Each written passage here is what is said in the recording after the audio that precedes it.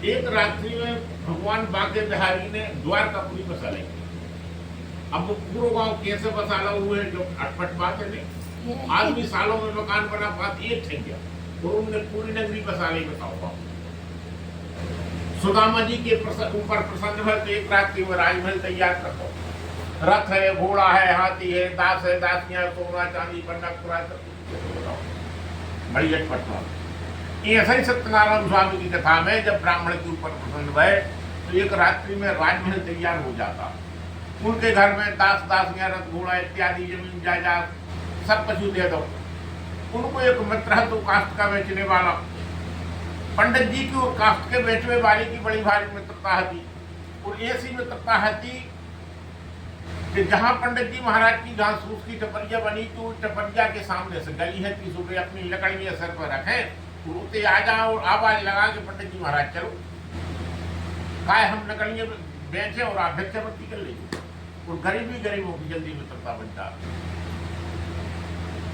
कुत्ते से दूर ही से वो लकड़हारों का देखा थे इनको राजमहल तैयार होगा 2 घंटे को महल दास दासियां रथ घोड़ा इत्यादि जमीन जायदाद उनकी घरों में मणियां लगी सोने की। लकड़हारे देखो बड़े विस्मय में हो गए। कटु कथा सुनने बारे लोग जा रहे तो नहीं से पूछी। बोले भैया जो मकान कौन को है? बोले ब्राह्मण देवता का। बोले नहीं, ब्राह्मण देवता हमारे मित्र उनको हमारो जीवन संग चलोगो। एक ही गांव में भी भिक्षावृत्ति लकड़ियां में चकती और भिक्षावृत्ति करती। बताओ हमारे मित्र हम कैसे बात को मान ले। बोले एक काम करो आप सबसे लकड़ियां उतार दो ब्राह्मण के मकान में जाओ। जब ब्राह्मण के मकान में जाते हैं लकड़हारा तो क्या दिखता है? लकड़हारे ने मन में इस प्रकार का संकल्प किया कि हे नाथ जा तो बताओ लकड़हारो जब ब्राह्मण के मकान में जाते तो क्या देखा थे कि पंडित जी महाराज कथा कर रहे गाँव की नरनारी कथा सुन रहे। लकड़हारे ने कथा सुनी, चरणामृत लिया, प्रसाद ग्रहण किया, उनकी चरण पकड़ लिया। अरे बोले गुरु महाराज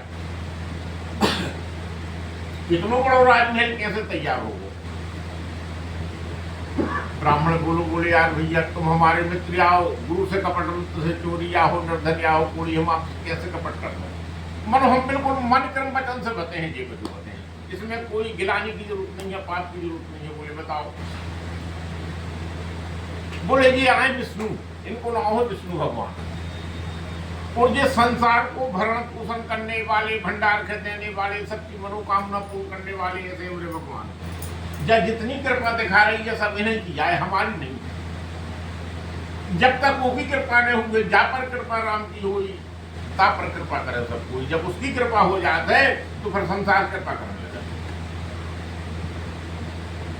ब्राह्मण ने बताया जिन खेना हती उपड़ी झुपड़ी तिनकी बकरी चहू और खने, जिन खेना मिले बन में महुआ तिनके रहुआ अवतार चुने।